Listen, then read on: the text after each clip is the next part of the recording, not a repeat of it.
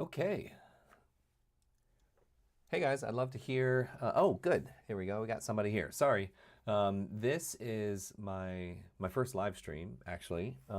I do a lot of videos regarding peptides and hormone therapy. I do this for a living.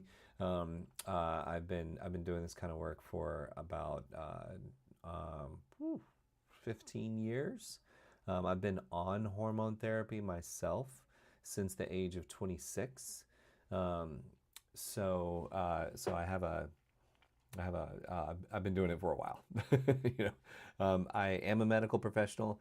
I own my own medical clinic, and I'm happy to answer any questions that people might have. I also have, if you haven't checked out my YouTube channel already, there's a bunch of geek out sessions there. So I love this stuff. I talk about it all the time, and I'm happy to help in any way that I can. Do you guys have any questions about anything before we jump in?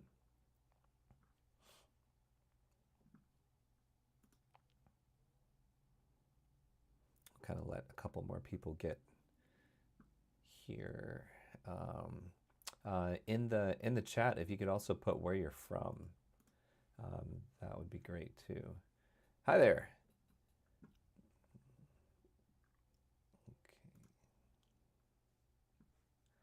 Okay. Let's see here. Settings.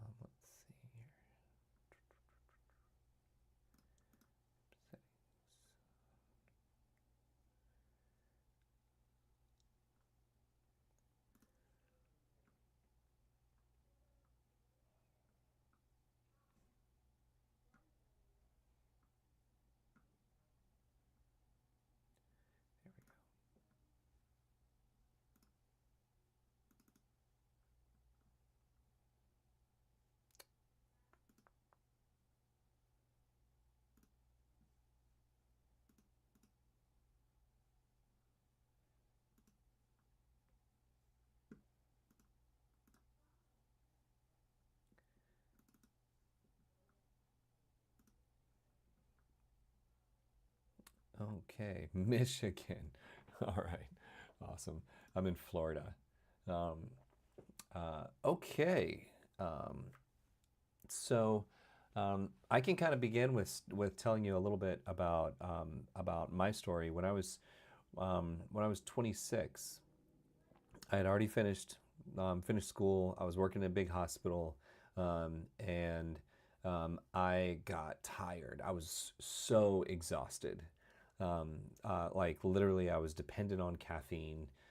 If I didn't have a cup of coffee in my hand on my 10-minute drive home from work, like I would fall asleep at a traffic light, and it was just and hospital coffee is arguably the worst coffee on the planet. Like it's horrible. But but yeah, that was my life, and I had already been through school. I had already been through all of the lectures, studying all this stuff, and no one ever said anything about this kind of condition. Nobody ever talked about it. I couldn't figure myself out. I couldn't figure out what was going on. I went to friends of mine, in different medical specialties like endocrinologists, internal medicine doctors, like different specialties, and they couldn't figure me out either, And they would tell me, they're like, Chris, maybe you're just getting old. And I'm like, dude, I'm 26 years old. What are you talking? I'm not getting old. Like, why am I this level of tired? And it's like, well, you work out, and maybe you're working out too much.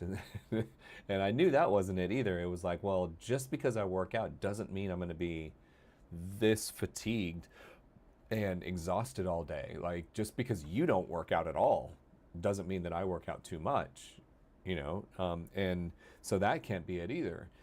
And so I was going on and on, trying to dig into research to figure it out. A friend of mine, a guy that I worked out with at the gym, an older guy, well, I considered him older at the time. He's probably my age now. But he um, he said, Chris, you should check your testosterone level. Maybe your testosterone level's low. And me at the time, I'm 26. I've already graduated and everything, and I said, yeah, what do you know? Like, you don't have any fancy letters behind your name. I'm talking to all these smart people. They're gonna figure me out. And sure enough, like I suffered for it because I suffered for another 9 months or so, didn't get any answers.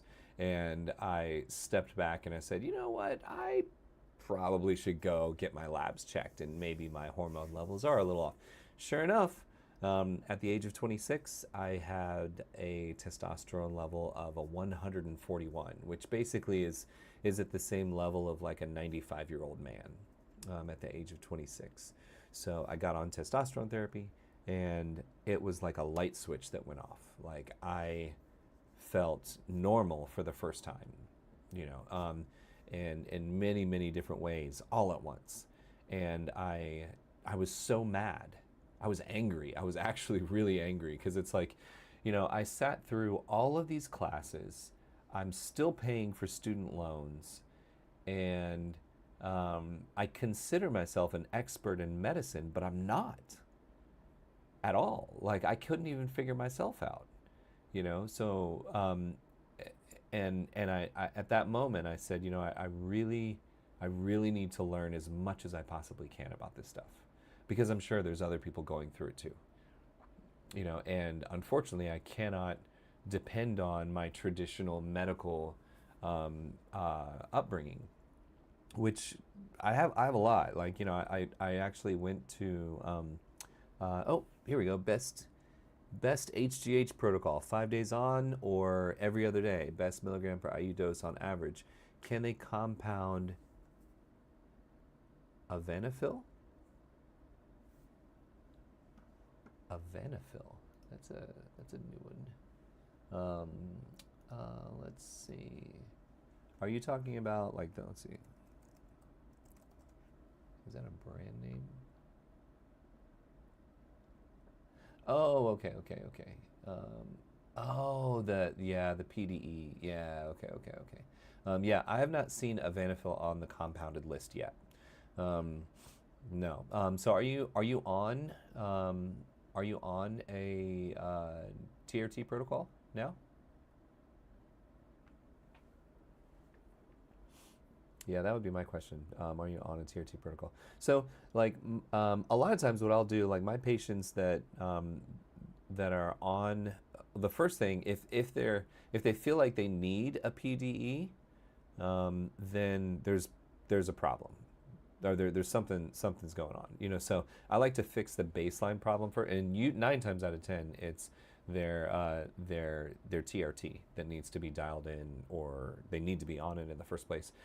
So now, outside of that, like, do you want to be on a PDE just because it's just great for your blood pressure? It's good for a muscle pump in the gym. It gives you a little bit of energy, and it's great to have that extra little pump in the bedroom too. I think that's great. I take it for that. You know, I think that's fantastic.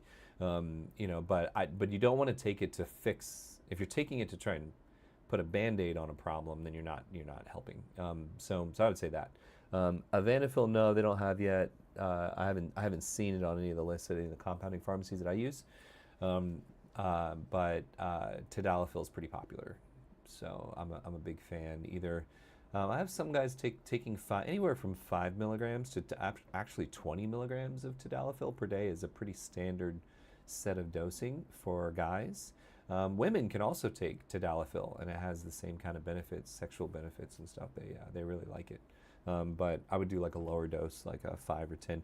Worst case scenario, if you take any of the PDEs, they can actually cause some a little more than others. They can cause a more like sinus pressure, headaches. You know, and they can have some side effects when you start going up in the dose. But outside of that, like 5-10 milligrams a day isn't bad at all. And HGH protocol. The first thing about HGH, there's a whole family of HGH medications. And the biggest difference, I know there's some differences with the medications, but they basically, in the growth hormone world, they're very, very similar as to what the benefits are. The biggest difference in distinguishing amongst the HGH medications is the half-life on the medications is the biggest thing to consider. So when you ask about an HGH protocol, are you talking about straight up HGH, like 191? Or are you talking like hexarelin, samorelin, CJC 1295? Because it makes a big difference. You know, my favorite growth hormone protocol right now is actually a combo of IGF-1 LR3 which is like it's a very long-acting growth hormone. I have, you can take it 2 to 3 times a week. It's an injection, and at the same time, taking like a duo blend, like a CJC 1295 with ipamorelin, or like a samorelin and hexarelin blend, and combining that with the IGF-1. You do the duo blend, you do that every day, and you do the IGF-1 LR3 like 2-3 days a week, and that really gives a solid boost. So it's in your system all the time. So actual HGH that you're taking, actual HGH has a half-life of like 26 minutes. So when you inject HGH, like in 26 minutes, half of that medication's gone. Most people don't know that. But it's a very, very short-acting, growth hormone, which is the very reason why scientists have been so passionate about discovering other forms of HGH to try and make it better, because the half-life just sucks on it. And you can still take it. I'm not saying it doesn't work, but the protocol, because it has such a short I guess this is getting to answer your question. Sorry. Because the half-life is so short, it doesn't make any and I see this a lot. It's not your fault. I get this question a lot. It's like a thing now, or the whole 5 days on, 2 days off. I don't know. And when it comes to growth hormone, there's no scientific reason or basis at all why you would take such a short-acting growth hormone 5 days on and 2 days off. It doesn't make any sense. For maximum benefit anyway. Yeah, so I would definitely say 7 days a week. Ideally, if you can take it at night without eating, or not eating anything for like at least an hour before, and then try not to eat anything, after that, and then you're gonna have that's gonna be your best chance of utilization and absorption of the HGH, but.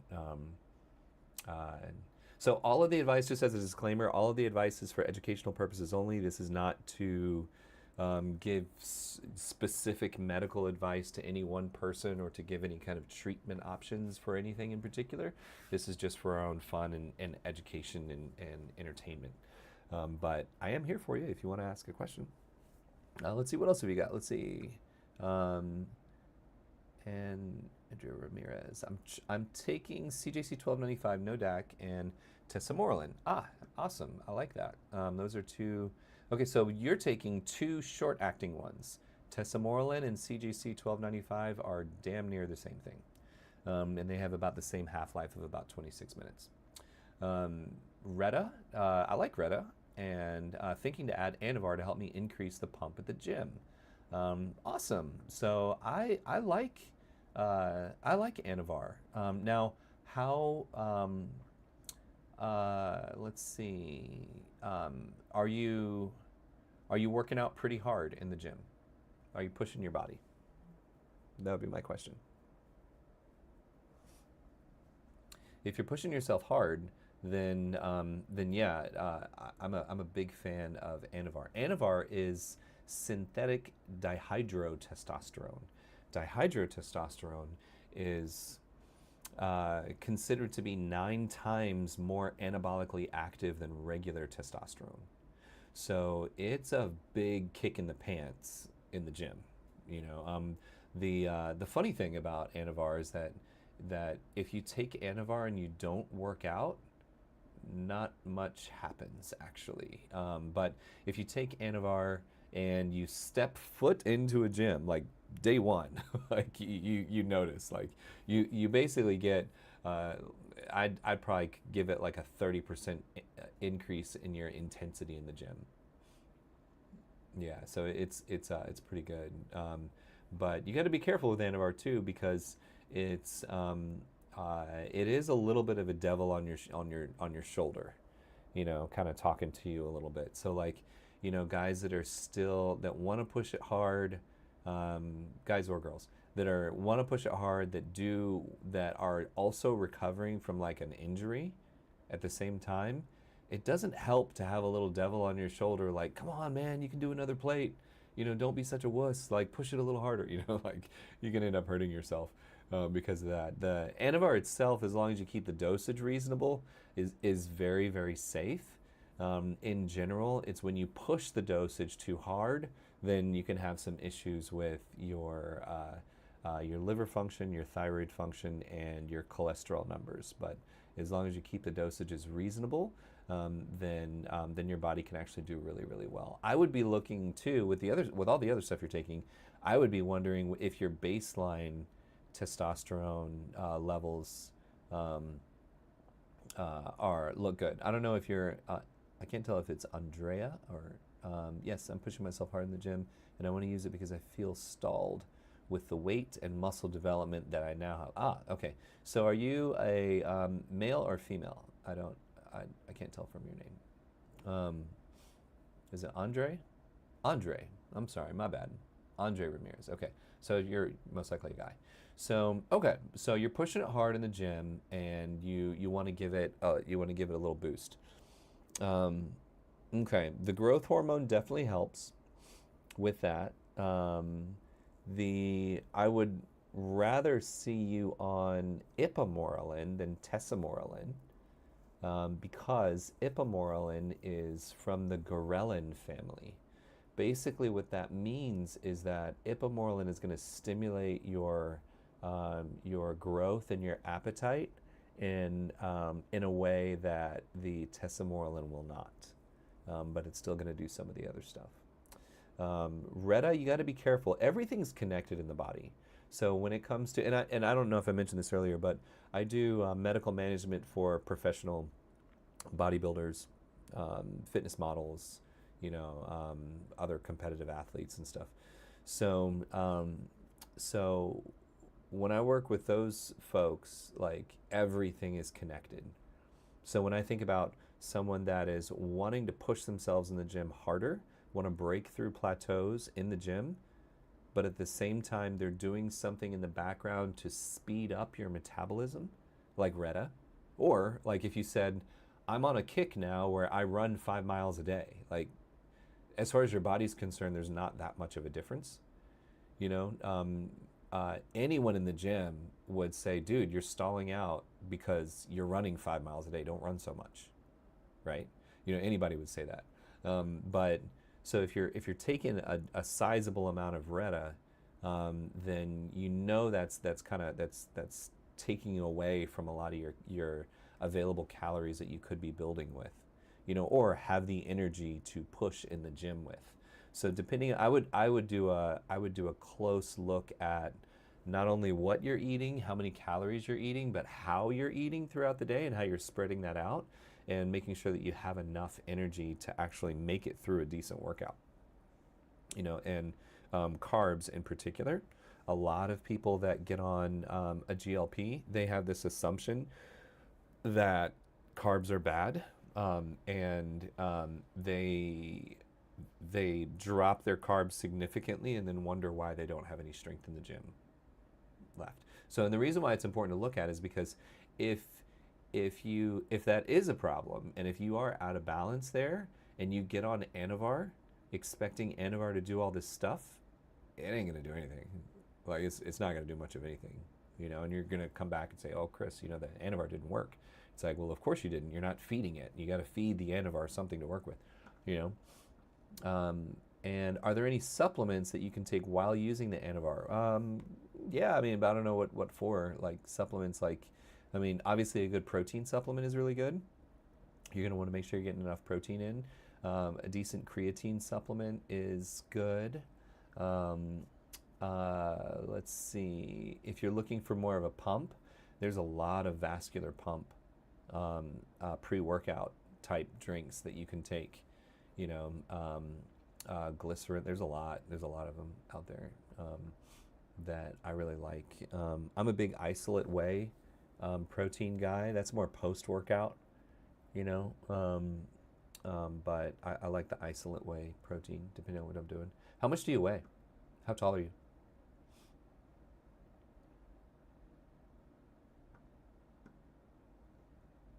Any experience with LL37 or SS31, HGH versus GHK? Ah, okay, good questions. Yeah, all right. So HGH for skincare. Yeah, I'm a big fan. I like HGH, and I just did a video on GHK copper. I'm a huge fan of GHK copper as well. Um, uh, the they work in different ways. They work in very different ways, but they do kind of add towards the same thing. I would say HGH does more than does more things. It impacts more. There are more growth hormone receptors than there are GHK type of receptors, I guess I would say. So you're going to have a greater impact there. If you take HGH and GHK, it's like 1 + 1 = 3. So that's probably the best way I can. That's probably the best way I can put it. Just because they do work together. Okay. Um, so let's see. Okay, so now when it comes to, I'm sorry, you had another question. The LL37 and SS31. Okay, so SS31, that I think I put that in my video on mitochondrial activators. So I like all of the mitochondrial activators. SS31 is one of them. Um, uh, I guess you could throw NAD in there, MOTS-C, SLU PP332. Like there's a lot of them that basically target the mitochondria. So let me back up. What is the mitochondria? The mitochondria is the mitochondria. It's an organelle inside every single cell in your body, and that's basically the energy generator inside each and every cell in your body. So if you were to crank that up, the energy production in every cell, then each of those cells, it's going to have its own benefit, and you're going to feel it in different ways.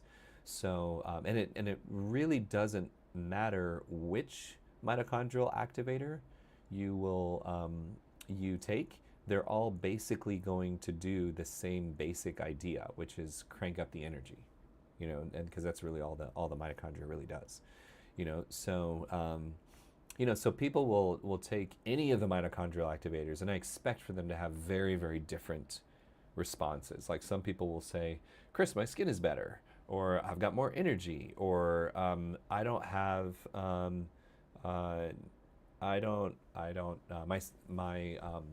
I'm feeling stronger in the gym, or like I'm recovering a little bit better, So there's a lot. My mood is better, some people even say. So there really isn't the biggest difference with the different mitochondrial activators is cost. For some reason, MOTS-C is stupid expensive for the dosage that you need to take. I don't know why, but yeah, any of the others are great too.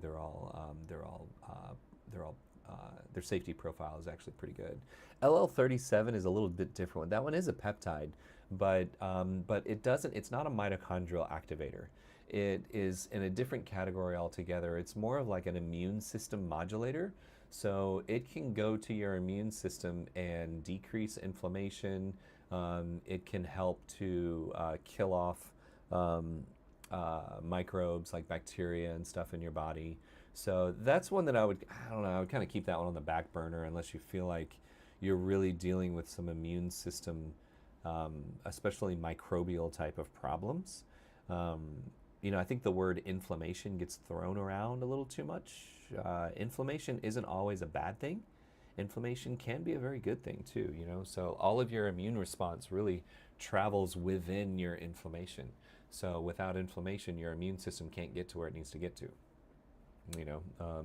So we don't want to completely knock that out. But, inflammation can also be a sign of stress, so then you can have some issues with that too. So what's the cheapest prescription HGH brands these days? Norditropin is discontinued, right? I'm pretty sure it is. Any experience with the long-acting forms like the C-terminal they took from HCG and added to HCG? I don't have any experience with that. I would love to get my hands on that, and really see what that does. So when it comes to the different HGH family members out there, I describe it like this. A lot of people think about growth hormones the way they think about, let's say, testosterone. Let's compare the two. So testosterone is a very linear hormone, is what I call it.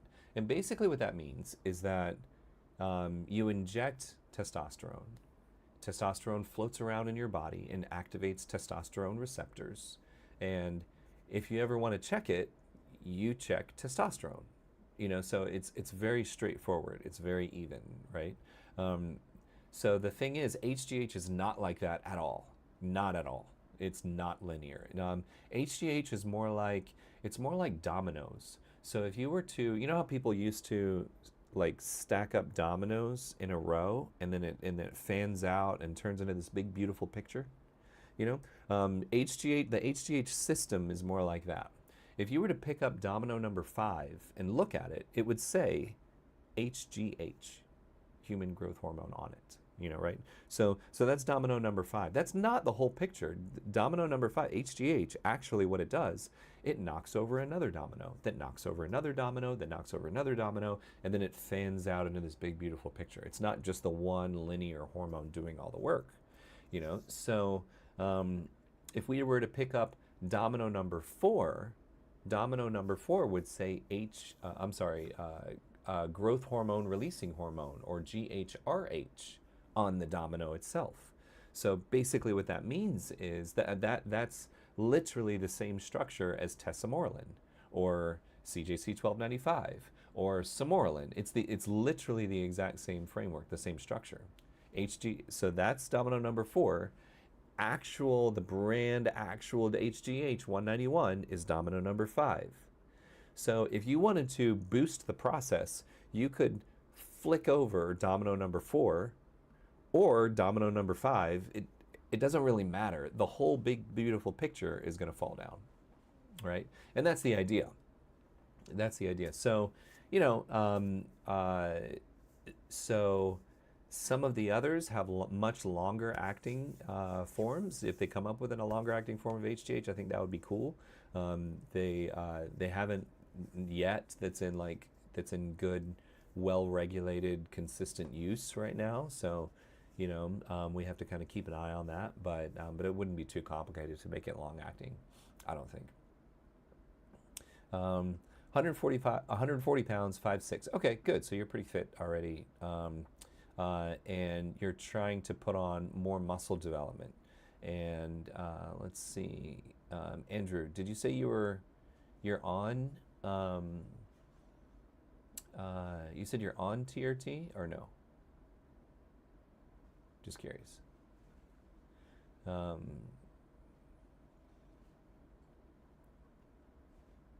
And have you thought about MK677 or ibutamorin?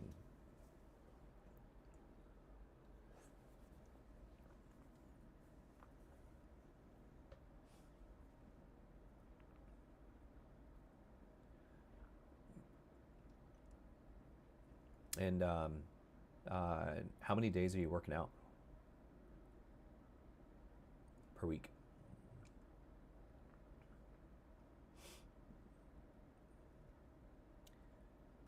Let's see.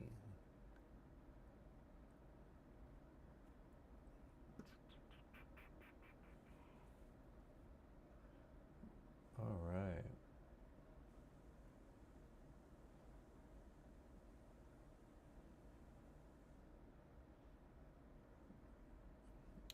Okay.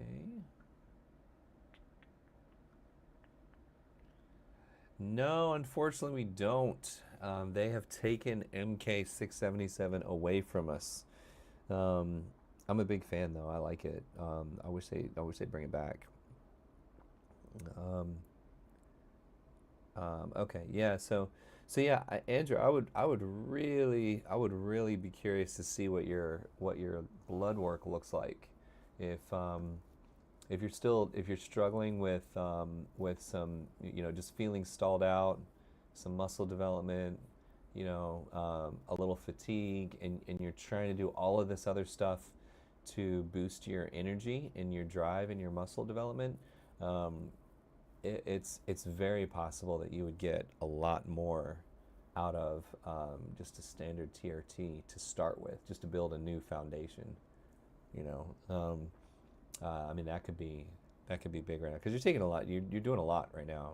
You're doing a lot of stuff with the Clo blend and the other stuff too. Yeah. So I think yeah, I would really. Have you ever been on TRT before? Like I'm curious now. Now you got me thinking. Another one that compares to MK677 is called anamorilin. That's one that if you can't find the MK677, you might have to go. Uh, like that one is going to have to be sourced somewhere else because I don't think any legitimate compounding pharmacy in the U.S. has MK anymore. Um, Never before on TRT. I am. Okay, yeah. So if ever you're getting blood work, I think it would be great to um, take a look at your labs and see what your labs look like. You know, um, and because all of this like could be all of the things that you're doing, they're not bad. I think they could be helpful, but they they effectively mean less and less and less depending on how low your testosterone level is. You know, if you have low testosterone, then you're almost wasting your time. You know, doing with all the stuff that you're doing. Hopefully that makes sense. I'm not trying to criticize you. I'm just saying like there's a lot of benefit. There's a lot of benefit behind the TRT. You know, so NAD. I like NAD. Like so that's one of the boosters. That's one of the mitochondrial boosters, mitochondrial activators. The NAD is actually really easy to take. There's very little drama. You can actually take it every single day in small doses. You know, generally, I think the lowest effective dose or the least amount of times I would consider taking NAD is maybe twice a week. You know, or generally every other day works well. Um, so yeah, but I like NAD. It's generally very safe. Very good safety protocol with NAD. The another thing is that NAD, if you're going to take the oral supplements, if you can find them, you have to take a freaking Neal. Like it's like a huge amount of the pills in order to have any significant impact orally, because it does not do well at all if you swallow it. It has to be it basically has to be injected. Okay, so you're in a very common boat, like considering TRT, but you're kind of scared about the side effect. Yes, so totally. I totally get you. The side effects of TRT come from um, uh, come from uh, uh, well, there's basically two sets of side effects. This is how I describe it. There's all of the annoying things that can come from TRT, and then there is the scary things that can come from TRT. So let's talk about the annoying things first. So the TRT if you just Google search TRT side effects, you're going to see night sweats, hot flashes, water weight gain, mood issues, irritability, acne, oily skin, roid rage. Let's see. Yeah, NAD is awesome. Gynecomastia, the nipple swelling and tenderness thing. Irritability, anxiety, depression, erectile dysfunction. Like all of those are pretty rough side effects. Those are all the annoying things that can happen. Everything that I just listed, everything that I just told you, all of those side effects, technically, they do not come from testosterone. They actually come from estrogen. Okay? Very, very important to understand where these things come from. And that's one of the things I do in the YouTube channel. I try and break down and dispel what people say, because it drives me crazy when people just say stuff. Not you guys, but like, other influencers or people that consider themselves experts in this. They'll say, oh, well, TRT has all these, testosterone has these side effects. It's like, okay, well, what are they? And they list them. And it's like, well, okay, well, break that down. Are they actual side effects of the testosterone, or is it management of it? Or like, is there a way to avoid it? Or as soon as I take the testosterone, I'm going to get all this stuff. Like, so there's a big difference with all of that. So if all of those things come from estrogen, then a part of our testosterone conversation must be estrogen management. There are ways to do that. Anastrozole is one of the estrogen pills, estrogen blocker pills that we use. There's a whole series of them, but generally, if you're on a decent amount of testosterone, a more optimal level of testosterone, most guys need to be on something to help block the ability of testosterone to convert over into estrogen, and then there you go. So that's how you do it. So.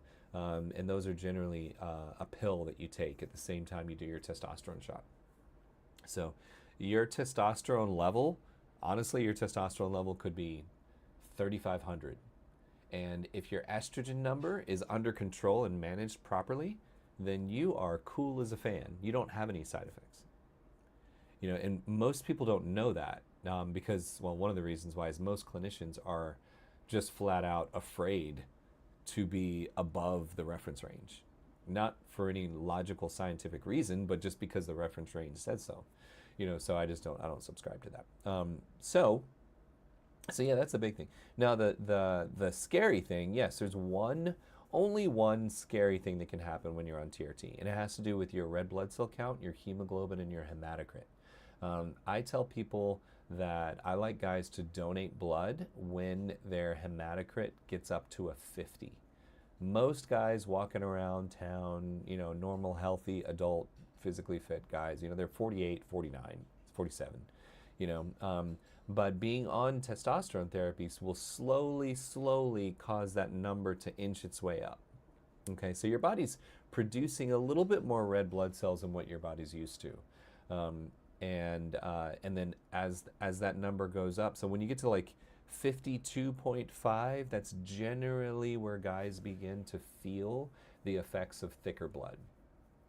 So you get tired. It takes more energy to pump thick blood through your body, So that's where. So that's the first thing that you would notice. We get labs on a regular basis, and you should be getting labs. If you're doing all of this stuff, you should be working with somebody and getting labs done on the regular to make sure that everything is cool. No one would have a 1,000 horsepower car and not take it to the shop for a tune-up every now and then, or the dyno or whatever. So it's just important to do. So like I get labs generally at least every 6 months with my guys.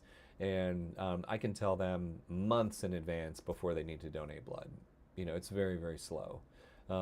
So if they get up to 55, that's really when you feel like crap. Shortness of breath walking up a flight of stairs, headaches, blood pressure goes through the roof, definitely a lot of fatigue. Oh, thanks, man. Thanks, Andrew.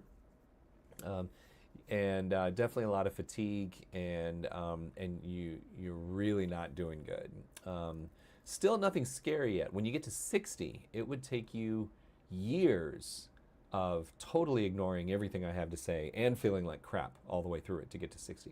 But if you do get to 60, then that's what I call the danger zone, and 60 of a hematocrit. That's the danger zone. That's when you have a real risk of heart attack, blood clots, stroke, pulmonary embolism. Those things can kill you, and it is a very real risk. So about 9 times out of 10, whenever you hear about a bodybuilder that has unfortunately died at an early age or died suddenly, it's because of this right here, this one thing. I know because I've worked with guys, and I tell them, I'm like, look, bro, you have to go donate blood.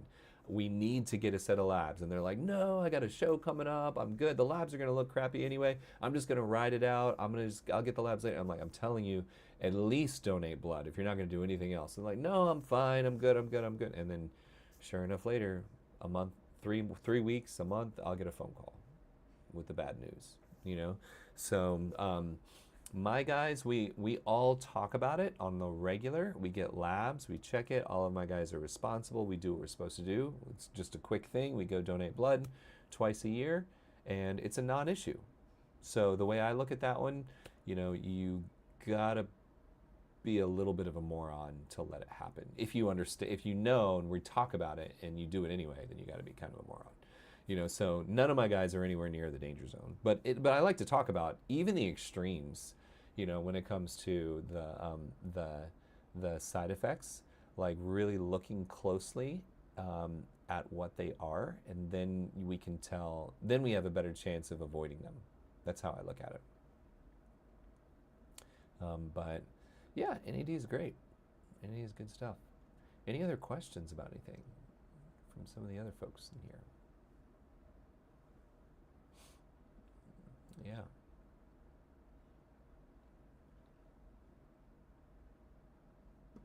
Okay. I don't know if Andrew's still with us or not. Let's see.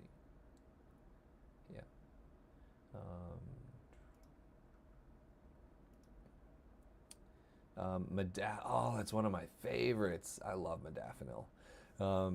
Yeah, modafinil's great. The modafinil is, it's in the nootropic category. Really, really good for attention, for focus, to really open up your brain and keep your brain super sharp. I'm a big fan, but it's been so difficult to get a hold of modafinil. Most of the compounding pharmacies don't carry it anymore, and there was a shortage in the country for a while. Oh yeah, dude. It's modafinil's my favorite. Modafinil's definitely my favorite nootropic for sure, but it's just really hard to get a hold of it, unfortunately. I've even I like to microdose ketamine. So microdosing ketamine probably has the closest effect without feeling like modafinil doesn't really have much of a stimulant effect, but as far as like thinking really clear and thinking sharp, microdosing ketamine is like that. Almost about to leave to go to the gym. Good, hit it, dude. What are you working out? Thank you guys. We'll see you, buddy. Yeah, get it. Go and put your work in. Get the time in, for sure. But yeah, microdosing ketamine I think is the closest thing that that's probably my next closest favorite nootropic per se. Put it out there like that. But yeah. Yes, yeah. So I've been on TRT. Hey, welcome to the channel. I've been on TRT since the age of 26. I'm 48 now. So yeah, it's been 22 years. So it's been a long time. But yeah, I've been on all levels of protocols. And I like to experiment with different things and various ones, you know, a lot of different stuff. But because I think that's how you really learn, you know. I started out before TRT. Well, now I own a hormone therapy clinic, and I'm a clinician, the clinical director there. But I do. I think you learn a lot about jumping in and jumping in and learning about the science, the mechanisms, the pharmacodynamics is a big one, like that I like to talk about. Like, what does the medicine dynamically do in your body? Like, where does it go? How long does it last? You know, what is it doing? What is it not doing? And that's really been my thing. Even before med school, I was a research scientist for a couple of years. I did research studies at research science at Duke and Chapel Hill in East Carolina. University. So the it's like I always go back to the pharmacodynamics. Like, what is this? And it's good to challenge people and to question them. You know, one of them, I think someone said something about tesamorelin. Who was it? Was it you? Oh, Andrew. Andrew said that, and he just left. Okay, so we'll talk about tesamorelin for a minute. So this is interesting. So if you were to Google search tesamorelin is a growth hormone, right? And everybody has been talking about up and down, and there's a lot of marketing, and I part of my job is to dispel a lot of the marketing garbage. But tesamorelin, you'll hear people say, "Oh, that's the weight loss growth hormone. If you really want to lose weight, it helps shed fat or helps, cut fat or whatever." Like, they'll talk like that. And that's the best growth hormone to take if you want to lose weight. You can combine it with a GLP and it's going to be awesome. So in reality, that's not really the case.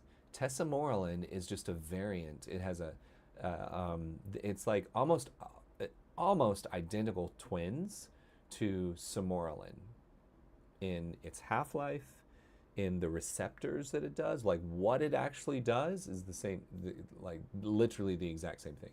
Like they attach to the same receptors, they activate the exact same things. Okay, so the thing is though, is that any growth hormone is going to do a lot of different stuff.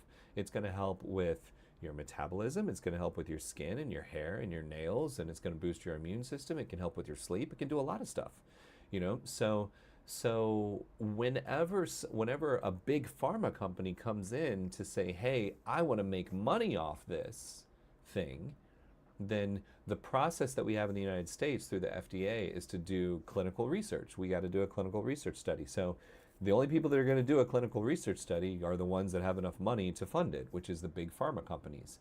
So when you do clinical research for a medication to get it passed, you have to select what you think the medication is going to fix, what the medication is going to cure, and you want to keep that list as short as possible because you don't want to get denied.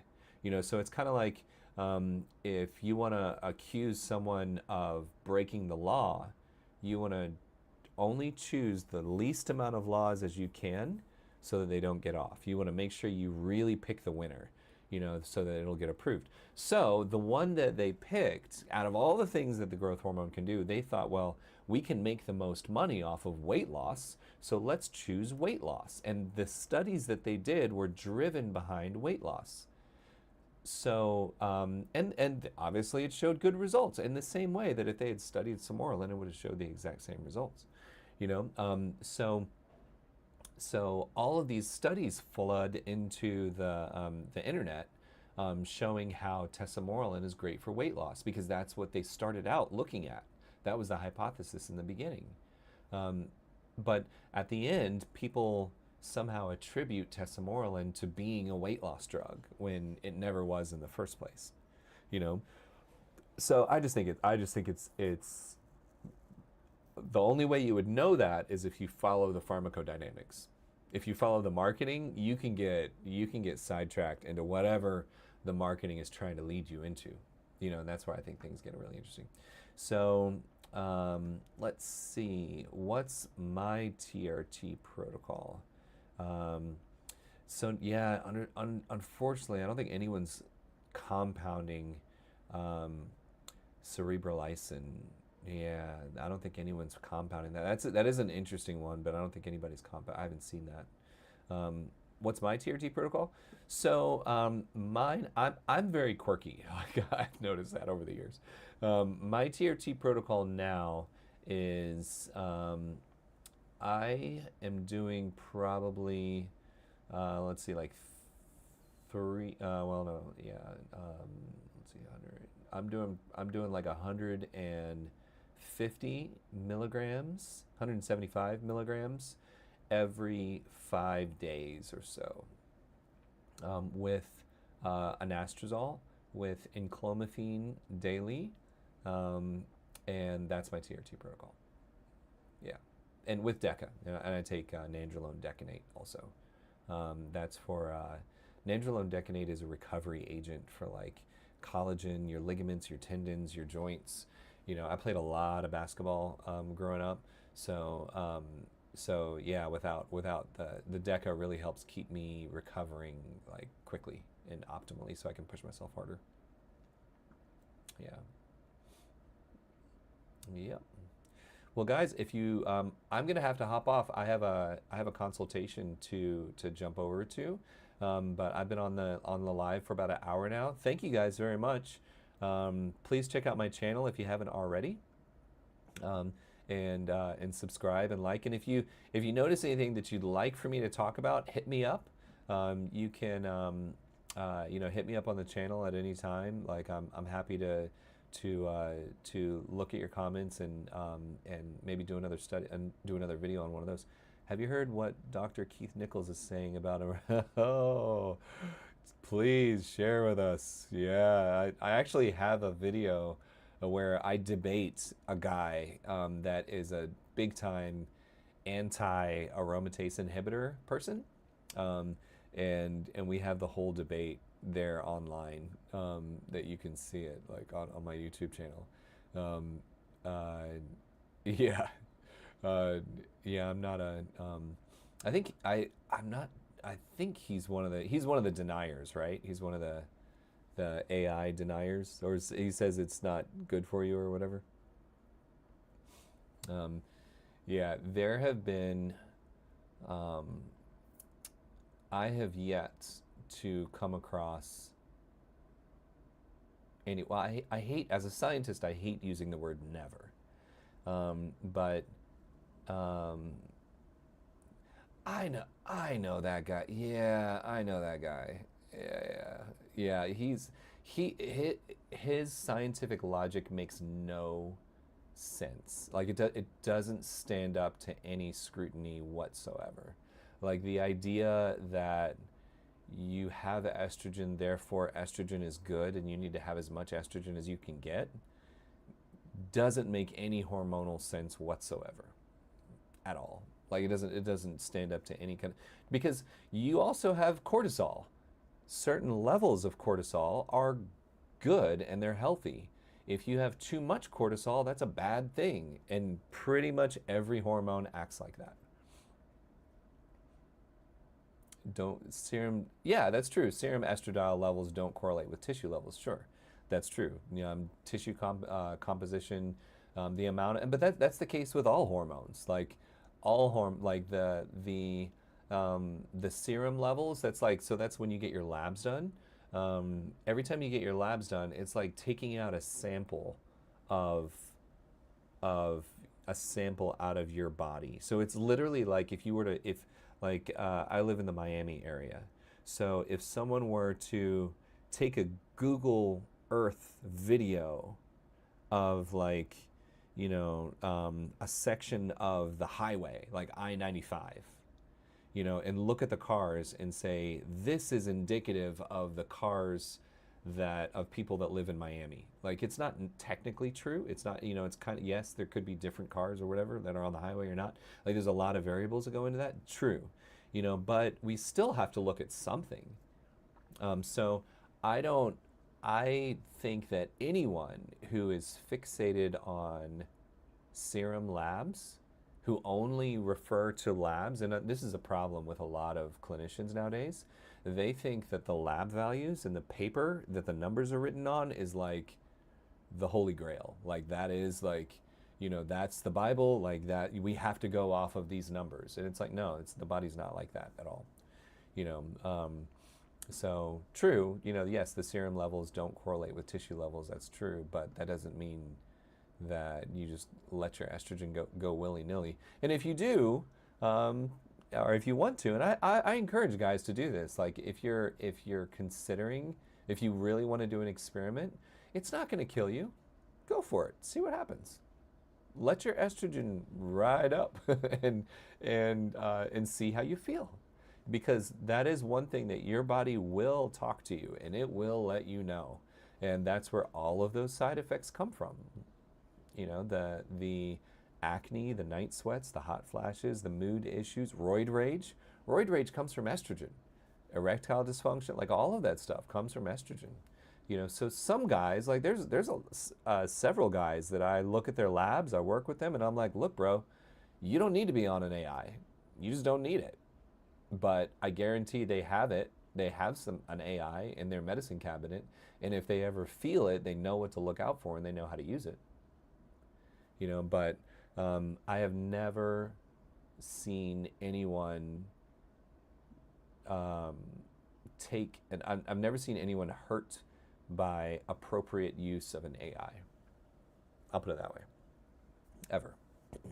A lot of people are saying that even microdoses of AIs are dangerous to the brain, vascular system, and bones. I just anyone that says that, like I've heard people just generically say that, like, but I've never seen anyone actually bring any kind of scientific data for that has any basis in that at all. At all. Like I just haven't,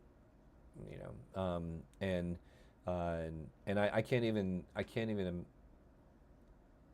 like postulate how it could do that. I mean, I get having now. Let me back up. If you inappropriately use an AI, if you take too much AI, that's not good. Like, taking too much AI is going to crash your estrogen. And before you get any brain, vascular, bone damage at all, before you get any of that, your body is going to hate you for what you've done. Like, you're going to feel like hammered dog shit way before you get any kind of like organ issue.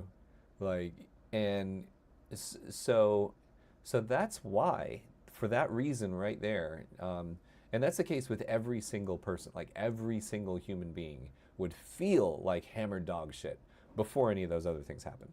So I use that as a gauge. So I know that if I'm listening and I'm paying close attention to how you feel, and you feel really good, then I know I'm in a pretty good spot. And because I know that's much more precise than whatever the lab value. And what's interesting is that when you go that way, what do you think of HCG for men with secondary hepatitis? So I like it. HCG I think works, is great. I'm a big fan of it. HCG is a medication that basically mimics the look of your LH and a little bit of your FSH, and it travels down to the testicles themselves to activate or to basically tell your testicles to keep the lights on, in the factory. I really like combining HCG with enclomiphene, because enclomiphene goes to your brain and it opens up all the channels in your pituitary gland in your brain, so that your LH, your natural LH and FSH levels can flow appropriately. That's the handle that gets shut off when you take testosterone, and clomiphene opens that back up. Yeah, so that's how I like to kind of look at it, but yeah, like I have a lot of guys that are doing enclomiphene monotherapy.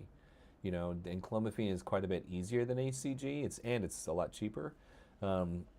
It's just a pill that you take every other day. You can take it every day. And I have guys that, I mean, it depends on what type of hypogonadism you have. And then still, it's even worth trying, because you can still be surprised at times.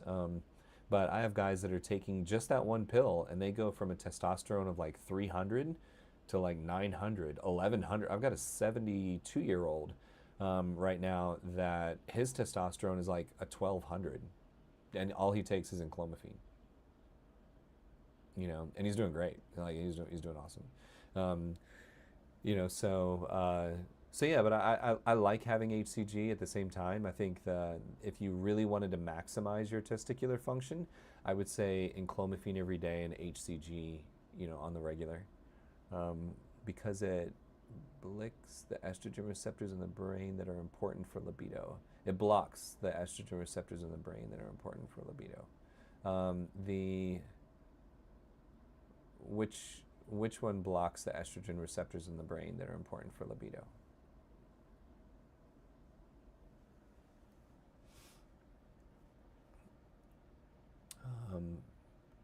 Topical G. Oh, okay. Yeah. So, um, but which one blocks the estrogen receptors in the brain that are important for libido? Enclomiphene? No. Yeah. So no. Yes. Enclomiphene is a selective estrogen receptor modulator. Okay. So it's going to modulate the estrogen receptors. There are a lot of different estrogen receptors in the brain, all over the body, but enclomiphene is a selective one. So it selectively goes to the receptors in the pituitary gland that are working on the LH and FSH cascade. Okay, so the way it modulates that is that it basically turns the estrogen receptor, turns the volume down on the estrogen receptor. Okay, that's really how your body shuts off its testicular function when you take testosterone. It's actually not the testosterone that shuts you off. It's an increase in your estrogen levels that shut you off, that shut off your. So any guy that lets their estrogen levels go up, you're essentially shutting off, or you're more likely to shut off your natural testicular function too, which I think is bad. Another reason why AIs are not harmful. But the enclomiphene is going to selectively turn down the function of those estrogen receptors that would be shutting off your LH and FSH flow down to the testicles. So it's going to open that back up, increasing your LH and FSH flow going down to the testicles, therefore increasing your libido by doing that. On the forums, so many guys say that enclomiphene raised their testosterone, increased their energy, but lowered their libido. Okay, so yeah, so a lot of guys, what happens, like I said, some guys, it's surprising how much the enclomiphene works. So guys will get on the enclomiphene and they'll come to me and they're like, Chris, for the first 3 weeks, I felt amazing. Now I feel horrible. My libido's trash. I feel worse than I did when I started. This shit doesn't work. You got to put me on something else. I'm like, okay, well, let's get some labs. He's like, there's no way this is working. It's like, okay, let's get labs. So we get labs and the guy's testosterone is 1200. And they're like, this doesn't make any sense. How could my testosterone be 1200? I feel really tired. My libido is trash. Like, what are you talking about? This doesn't make any sense. It's like, well, the problem is that the enclomiphene is working too well. Because if enclomiphene works too well and you're getting all this extra testosterone, some of that testosterone is going to convert over into estrogen. And when that happens, the estrogen is going to rob you of all of your testosterone benefit. So you're going to feel like dog shit again. So the point is that like we keep an eye on the estrogen, and I have a lot of guys that are the enclomiphene works so well that they have to take an AI with the enclomiphene. Maybe just a small dose, a quarter pill or half a pill or whatever, but like they have to take something in order to manage the estrogen. Once they do, they feel perfect. They feel great. Yeah. So really, whenever anybody says that, it's because they're not managing their estrogen at all. Yeah.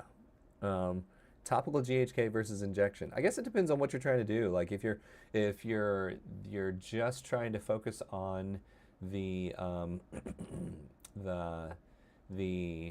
your skin and your skincare. I like topical GHK. I use it. I also use the injectable GHK too. The GHK is a very small and relatively delicate peptide. So yeah, that the size has a couple benefits to it. One of them is that it is going to be able to absorb into places that other things will not be able to, so they have good absorption just due to the size, but then also at the same time it can be broken down relatively quickly. you know. So you know, I would say when I think about pharmacodynamics like that, I think, okay, well, um, I'll do a face cream, but I'm not going to spend a lot of money on it. You know, if I really want the benefit, then I'm going to get the one that's going to give me the most absorption, which is going to be the injectable. You know, but the skin cream works well too. The original founder of GHK Copper actually started a business where he made. He was a scientist, a research scientist, and one of the first things he did after he discovered it was was to make a skincare, you know, company where he did the cream. So it does work. On the forum, let's see, can testosterone cream be used in drug-tested sports while staying within the allowable testosterone to epitestosterone ratio? No. They're going to find out. Yeah. No, yeah, it's, they're, no. Yeah, they're absolutely going to find out. Because one of the things that they do, they don't just look at your testosterone levels.